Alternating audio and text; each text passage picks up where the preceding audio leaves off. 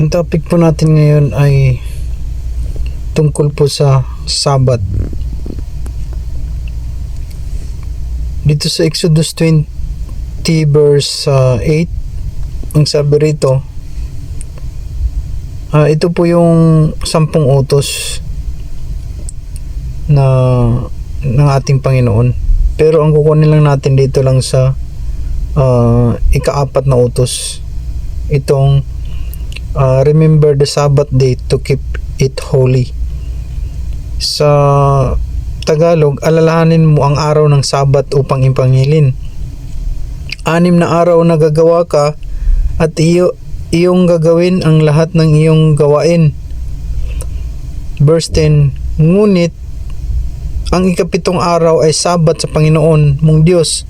Sa araw na iyan ay huwag kang gagawa ng anumang gawa. Ikaw ni ang iyong anak na lalaki ni babae, ni ang iyong aliping lalaki ni babae, ni ang iyong baka, ni ang iyong taga-ibang lupa na nasa loob ng iyong mga pintuang daan. Itong verse na ito, natalakay ko na ito sa video ko nung creation, nung paglalang sa mundo, itong araw ng Sabat. Kasi nung nilalang, di ba nilalang ng Diyos ang mundo sa 6 na araw, ngunit sa ika-7 araw ay nagpahinga siya sa araw ng Sabat. Kaya dito din makikita natin na ang kahalagahan ng araw ng Sabat, ang Sabado. Dahil ang araw ng Sabat ay binasbasan ng Panginoon. Kung balikan natin sa Genesis, sa creation, at binasbasan ng nagpahinga ang Diyos sa ika-7 araw at binasbasan ng Diyos ang ika-7 araw. At ngayon, alam na natin kung ano ang ika-7 araw kundi ang Sabat, ang Sabado. Kasi sa kalendaryo, pinaliwanag ko na to sa video ko nung sa creation. Di ba sa kalendaryo ang unang araw ay Linggo at ang ika-7 ay Sabado. Napatunayan na noon sa dictionary.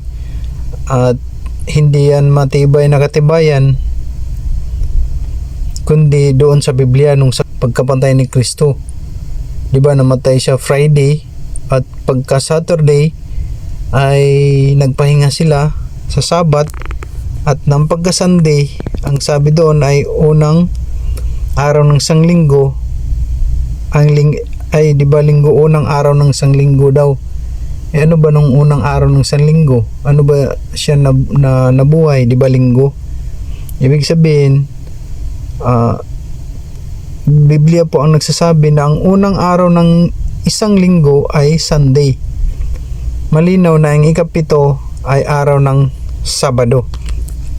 Kaya dito nagkatugma dito sa 10 utos sa Exodo.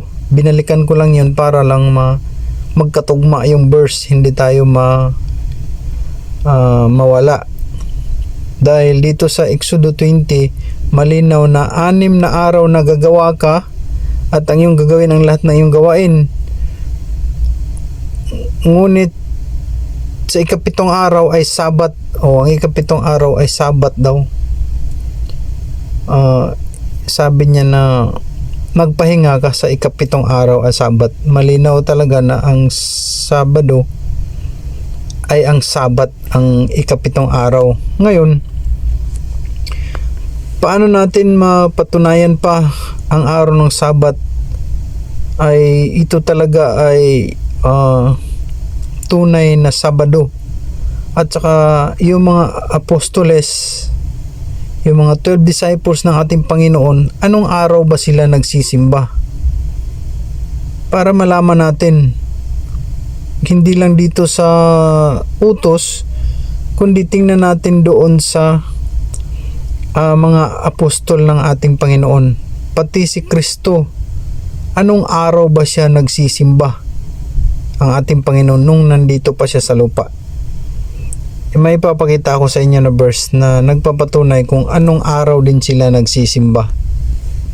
Kung nagsisimba ba rin sila ng araw ng Sabat, ang ikapitong araw. Dito naman sa Acts 17 verse 1, ito yung kay Pablo, Apostol Pablo. Pagkatahak nga nila sa Amphipolis at sa Apollonia ay nagsirating sila sa Tesalonica na kinaroonan ng isang sinaguga ng mga Hudyo. Sinaguga ay simbahan. At si Pablo ayon sa ugali niya ay pumasok sa kanila at sa 3 Sabat ay nangatwiran sa kanila sa mga kasulatan.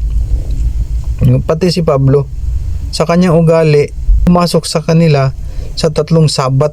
Ibig sabihin 3 Sabat siya nagsisimba doon at nangatwiran sa kanila.